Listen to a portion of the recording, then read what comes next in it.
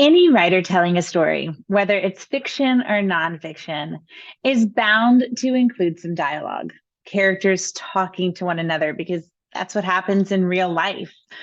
So today's move is going to help us not only figure out when to write that dialogue, but how to write it correctly with all of those little tiny nuanced rules. Today's move is correctly writing dialogue. Now, when we're writing dialogue, it's important to remember that dialogue has to do something for our story. It can't just be there. Sometimes when I'm reading student stories, I will see them write dialogue because, well, in real life, that's what everyone said. We were all debating where we should go out to dinner. And the student will have a long string of dialogue that isn't really that important and not all that interesting. Or sometimes I'll see students write dialogue that's like, yeah, she said, me too, he agreed. Nothing's really happening there, but they feel like they need to have dialogue, so they just kind of toss some in.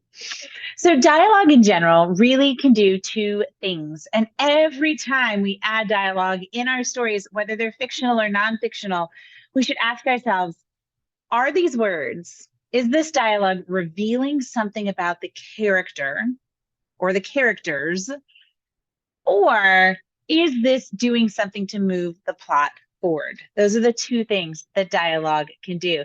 And it can be a great self-check in your own piece of writing to say, okay, I've got some dialogue here. Which of these two things is it doing? And if it's not doing either, I need to really, really question whether I need that dialogue or if I should be revising that dialogue. Now, once we've found appropriate places where characters are revealing things about themselves or other characters or their relationships, or we're moving the plot forward by having one character speak to another character, we need to worry about the minutia of formatting dialogue. Now, there's the Ultimate Mentor Text, which is just a book, right? I'm reading this novel right now, Bluebird by Sharon Cameron. I highly recommend it. But I could turn to almost any page of this book and find correctly written dialogue. All I need to do really is study any old mentor text to figure out how to format it correctly. But I want to give you a few tips, a few of the fundamentals to help you write dialogue correctly in your narratives. Here is the first tip. We place quotation marks at the beginning and end of a character's spoken words. And you can see this from this excerpt of this excellent Walter Dean Meyers story, Sometimes a Dream Needs a Push. Kwame is beginning to speak, so we have some quotation marks. Here's what he says, your dad's a giant. And now he's not going to speak anymore, so we end the quotation marks. That's pretty basic and 101 level, right? But you would be surprised how we might forget that. Here's a second tip. Capitalize the first letter of a quotation. Now, for most of us, this is also pretty easy because we capitalize the first letter of a sentence anyway. You can see those first letters on your screen that I've highlighted for you. But look at the very bottom. I wanted to point something out here. I happen to know you played pro ball, Mr. Evans said, and you're good. So we have what we call a dialogue tag, the who said it and how they said it, kind of placed in the middle there. Look above and you see, your dad's a giant, Kwame whispered. That's how big Chris is going to be, Nikki G said, right? Those dialogue tags are going at the end of the quotation. But Mr. Evans said is kind of put into the middle. So notice that when the dialogue starts, I happen to know that you played pro ball, we capitalize the I. We would capitalize the I anyway, but we capitalize the I because it's the first letter of the direct quote. But the quote continues, right? And you're good. I happen to know you played pro ball and you're good. That is one thing Mr. Evans said. Even though we get that interrupter there with the dialogue tag, the quote doesn't start and stop. And so since that continues, since the sentence continues, the quotation continues, and is not capitalized. It's not the beginning of a new quotation, right? It's not the beginning of a new sentence. It's a continuation of the sentence. And so that stays lowercase, just like it would if you were writing it out any other way. Here's a third tip for writing dialogue. Start each speaker with a new paragraph and on a new line. This is one that a lot of writers forget. But again, if we just open up a novel sitting near us, we will see writers doing this. Every time a new speaker speaks, they get a new paragraph. So we can see that here as well. And sometimes a dream needs a push. When Kwame starts speaking, he gets his own paragraph. Then when the speaker switches to Nikki G, new paragraph. Then we get a little bit of narration. I couldn't imagine ever being as tall as my father. Oh, Dad's going to start talking. So new paragraph. And look right here. I was watching the team play the other day. Dad had both hands jammed into his pockets. Look at this. This isn't indented because a paragraph wouldn't be indented there, right? A paragraph would just be indented at the very beginning. And it's the same thing with dialogue. It's a new paragraph. So the first line is indented. And after that, it's not indented until we're ready to switch paragraphs again. This is really what makes your dialogue look like dialogue. It's what makes your writing look like the writing of a professional. It's what makes it look like a story. And the main reason we do this is because it is easier for the reader to figure out who is talking and what is going on. If all of that dialogue was jammed into one big paragraph together, it would be a little bit hard to keep track of. It also means that if we have a conversation between just two characters, we don't have to use a dialogue tag every time to name the speaker. The conversation is just going back and forth and back and forth and back and forth. The reader can catch on, and actually those indentations, those new paragraphs, will show us the other person speaking, and we don't need dialogue tags in order to do that. All right, here's where it gets a little bit complicated. So stay with me. Where do we put the punctuation and what punctuation do we put? There are three different circumstances here that govern end punctuation in quotes, okay, in dialogue. When a quotation ends, but the sentence continues with a dialogue tag, we separate what is spoken from what is not spoken with a comma. So look up there at Nikki G. It says, that's how big Chris is going to be, Nikki G said. That whole thing is one sentence. That's how big Chris is going to be, Nikki G said.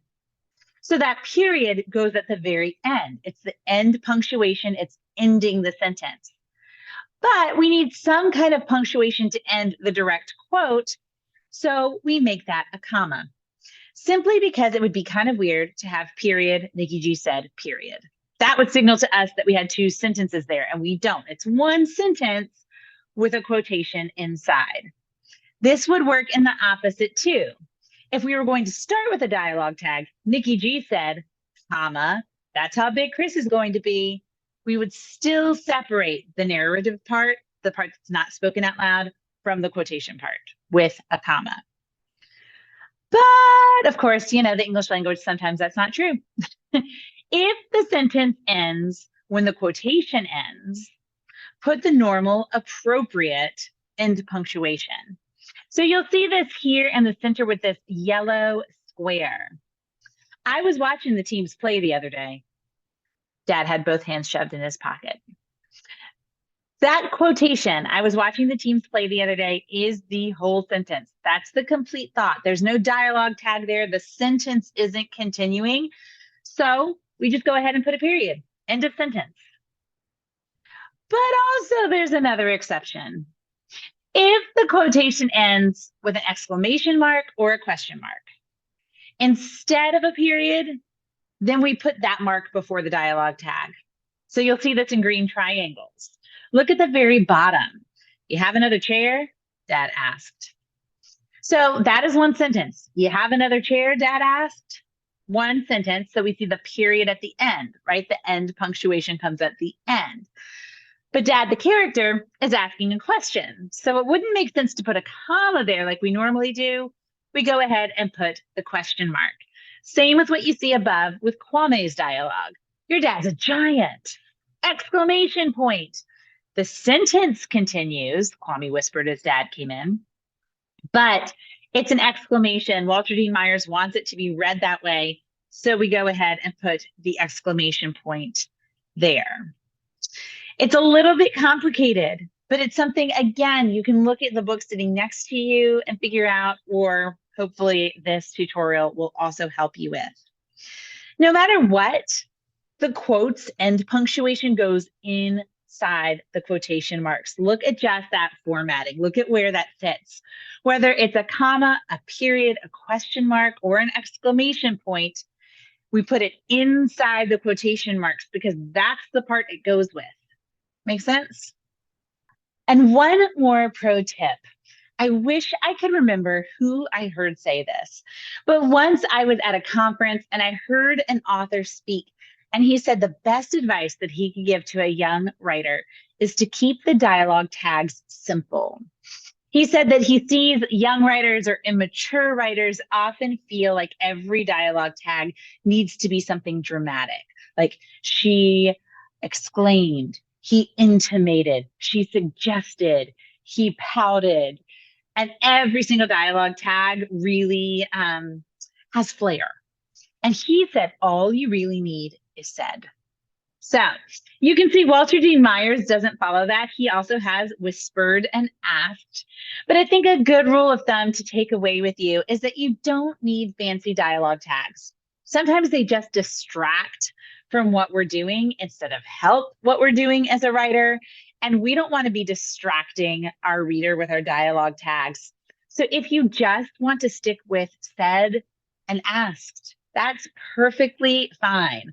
When you do that, you're putting your emphasis on what the characters say and the words that you're using instead of feeling like you need a dialogue tag to show that emotion. Use the words that the character says to show the emotion instead.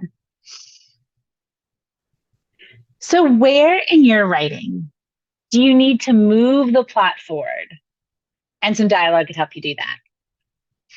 Instead of telling about a character, where could some dialogue reveal something about a character, show a character, or show their relationship instead?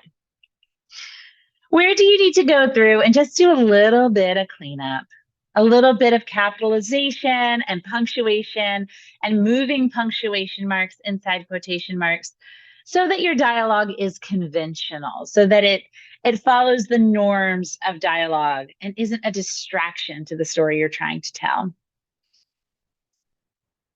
Thanks for joining me today. I'm glad you're here. Please subscribe to Mini Moves for Writers so that you don't miss a single writing move.